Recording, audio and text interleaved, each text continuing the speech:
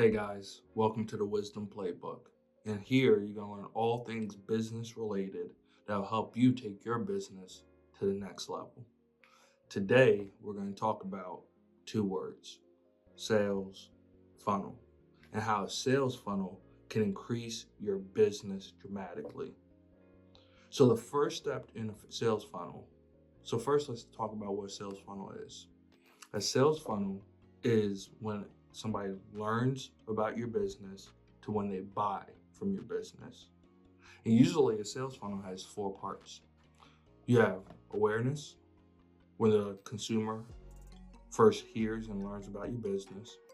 You have interest. This is when they show interest and want to learn more about your product or your service. Then you have conversion. This is when they are ready to buy.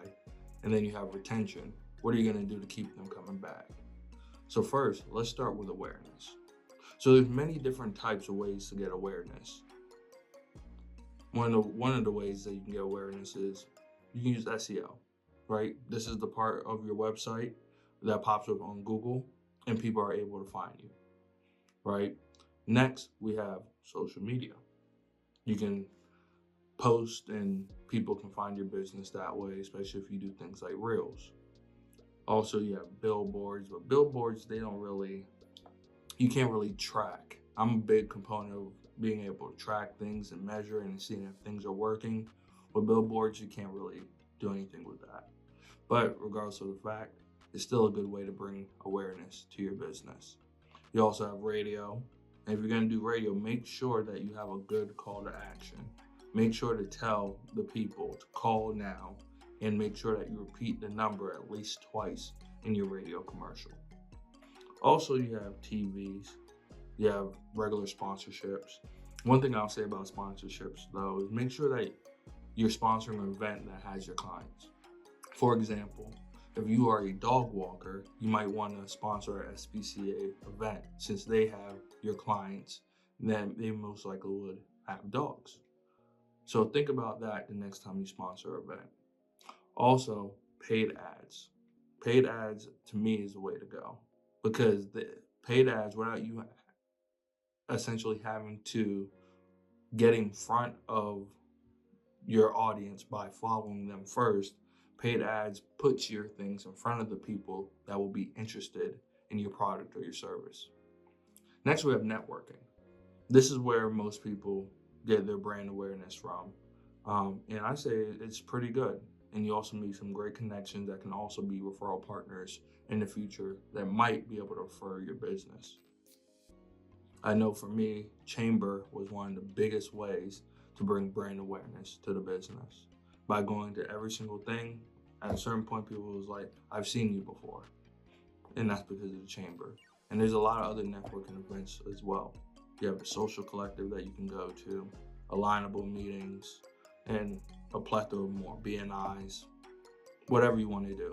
Just make sure to get out there. Next, we have podcasts. And podcasts, you can do podcasts in two different ways. Either you can start a podcast yourself, interview people and grow your audience, or you can leverage somebody else's podcast by coming onto a podcast that has your audience already there and tell them a little bit more about your service. Or if you don't want to do any talking at all, just go ahead and sponsor a video. Most likely they'll say this podcast is sponsored by X, X, and X. And so that would be a good way to get your business out there. And last but not least, mailers. I was working with a guy, or I was about to work with a guy, and one of his issues, he set up these satellite things and he wanted more reoccurring business for his business with setting up satellites, but he wasn't getting a lot of people to call.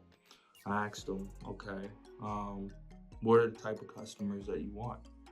And he basically said he was looking for people who don't have access to TV, right? Their TV wasn't working connection-wise. So I'm like, okay, so you have past customers, don't you? He's like, yeah. All right, so one of the things that we can do is let's figure out who our past customers were and where they're at, and let's do a mailer to that area. Because most likely, if that one person didn't have any TV connection. His neighbors probably don't either. So let's go ahead and do a mailer and get in contact with those people. Make sure to have a good offer on that mailer. So that is the first step of the sales funnel, is to generate awareness, to generate leads for people to know about your business. The next thing is what we call interest. So the question you need to ask yourself is, what do you do after somebody becomes aware of my business? What is the next step that you know that they will take in order to get in touch with you? So for example, let's say that we did some social media / paid ads. Let's use Facebook, for example. We put out a Facebook post or a paid ad, and the next step for a person that wants your service might be to check out your social media profile. So you want to make sure that your social media profile is up to date. Imagine you go into somebody's profile and they will have 5 posts, and those 5 posts are from 2 years ago. What would you think? They're probably not still in business. They're probably not doing work. Who knows, right? At the end of the day, it's just not trustworthy. So if you're going to do some social media posts and some paid ads, make sure that your social media profile is up to date. Not only that, make sure that your website is looking good as well, especially if you're a business where you do content. So make sure that your social media profile is good. Make sure your website's good. The next step, let's say that you were networking. There's 2 possible ways after you brought awareness to your business. You could, 1, set up a one-to-one with the person. Maybe they inquired or told you after the meeting that they wanted to talk to you. Set that up. Or you might get a phone call saying, hey, I would like to set up a meeting. And then last but not least, let's say that somebody comes to your website. Let's say that you went down the SEO route. Somebody, you typed in business coach near me. And essentially, they found your business online and they came to your website. But one of the mistakes that people have is that people come to their website, but they don't collect any information. Let's say that you had 100 people come to your website and then they bounced afterwards. What's going to happen? Now you got to re-bring that customer in, unless you give them something that's called a lead magnet. So if you don't know what a lead magnet is, it's a free or low-cost item that you can give somebody that comes to your website. You got to make it good, though.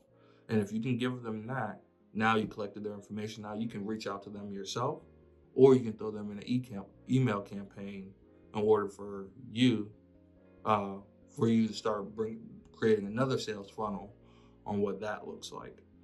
As I'm talking about this, you're going to have multiple different sales funnels in your business. You're not going to just have one.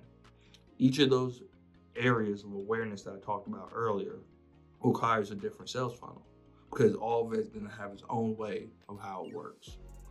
And then the third to last step is conversion.